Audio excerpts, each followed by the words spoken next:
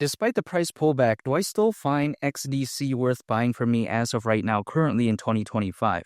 The answer for me is yes, even though that's not financial advice, and I can't speak on anyone's behalf, but the way to take a look at it is that when it comes to XDC, I still view this as a very fantastic project, and we all know XLM, XRP, we all know hypothetically what many people think it could be. And when it comes to XDC, it's pretty much kind of like a miniature version of that.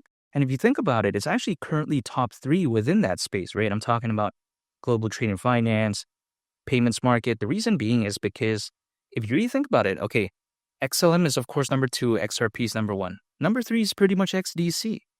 There's nothing really that is contesting it for third place as of right now other than XCN.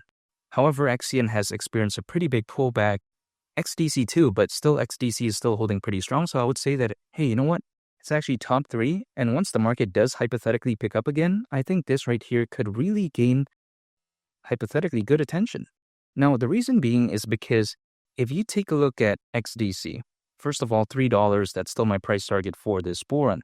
And why do I think it could reach that? It's because, first of all, if you take a look at the XDC network, it is purpose-built for global trade and finance, basically, because if you take a look at it, it has many features that really do showcase that, hey, this is something that is prepared for something like this. Like, for instance, the XDC network is powered by the XDC protocol. Now, the amazing thing about it is that the XDC protocol can be integrated with internal legacy systems, like, for instance, Swift payment databases. Now, why is this amazing? Because we all know Swift.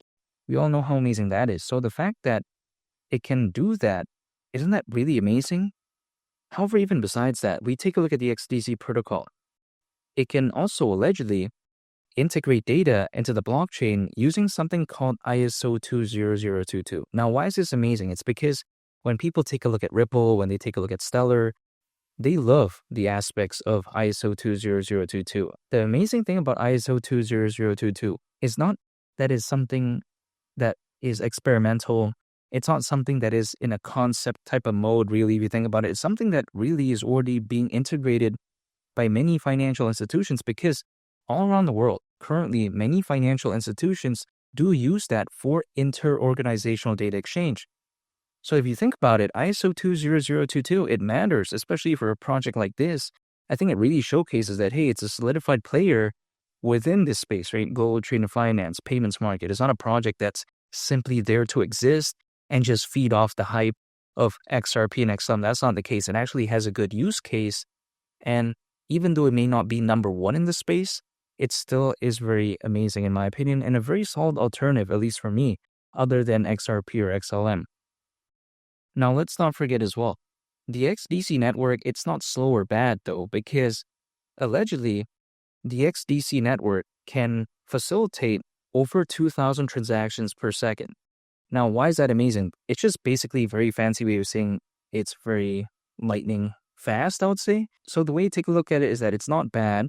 I do think that this is very special, and this is a no-brainer for me. I understand its fundamentals. The price being low, if anything, it's actually a very good opportunity for me to hypothetically just accumulate more at a lower cost. Why not? If I, let's say, love something, like for instance, let's say I love playing golf and I want to buy a golf driver, and let's say it's $300. And let's say there's a discount, $150, 50% off. Now, let's say, assuming nothing happened at all to that driver, let's say it's still in perfect condition, still brand new, still fantastic, and then there's a discount. Would I suddenly not like it? Would I suddenly be like, oh yeah, no, I don't like it anymore because it's not at the price of $300? No, if anything, I'd jump at that, right? It seems like in the world of cryptocurrencies, it's kind of the opposite for whatever reason. They don't like it sometimes, that I've noticed, at least some of my friends, when the price is low, but then they love it when the price is high. Yeah, I just don't get that. For me, I like it when the price is low. Now, I'm not saying I want the price to be low forever, but at least for accumulation in the short to medium term, it doesn't seem so bad, at least in my opinion. Because of course, hypothetically, the lower something is, in theory, the more room it could grow. It doesn't guarantee that, but still, it could. And this is why I like it so much. Now, keep in mind, if XDC were to go to the price of $3, considering current circulating supply, at that point, market cap would be around $47 billion.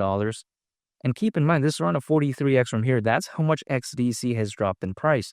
But even besides that, why is this market cap not insane? at least in my opinion, because if you take a look at Dogecoin years ago, I'm talking back in 2021, reached over $80 billion in market cap. Even Shiba Inu that year reached around $40 billion. So is XDC reaching around a $47 billion market cap, let's say, in a make-believe scenario too crazy? Especially during a fully fledged board? I just don't see why not. Keep in mind, as of right now, there's over 600 million crypto owners. Back then in 2021, there was roughly around 300 million crypto owners. Now, this is according to Crypto.com research in terms of over 600 million crypto owners currently.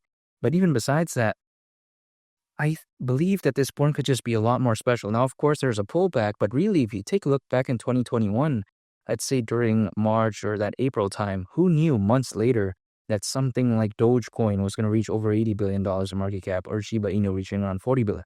Now, again, that's just figure of speech because I'm pretty sure some people probably thought that. Like, of course, the Dogecoin and Shiba Inu fans, but I'm saying like probably 99% of the crypto owners back then didn't have this general consensus that, hey, it was going to happen. Because, of course, if that was the case, then probably a lot more people would have hypothetically FOMO'd into something like Dogecoin and Shiba Inu. So the way I take a look at it is that when it comes to XDC and also this burn more specifically, I still do believe there is a bright future ahead. And also keep in mind, historically speaking, altcoins, they've been known to peak as a worst case scenario around 18 months after a Bitcoin halving event. Now, when did the last Bitcoin halving event happen? Happened back in April of last year. So 18 months from then would actually mean around October this year. Now, people may be thinking, okay, yeah, that's not a surefire date, which I do agree. It's not a surefire date, and they say there's no guarantee, and I do agree because history isn't necessarily always going to repeat itself. Each cycle is going to be different. There's going to be different sentiment. There's going to be different scenarios that do happen. I'm totally aware of that, but I'm still going to pay attention to that nonetheless because with the amount of institutional investors, the amount of enterprise adoption, the Bitcoin ETF, the Ethereum ETF, again, over 600 million crypto owners, I highly doubt that the most recent peak was the actual quote-unquote peak for this bull run. Of course, there's going to be the end to this bull run, but I still do believe that better days are ahead.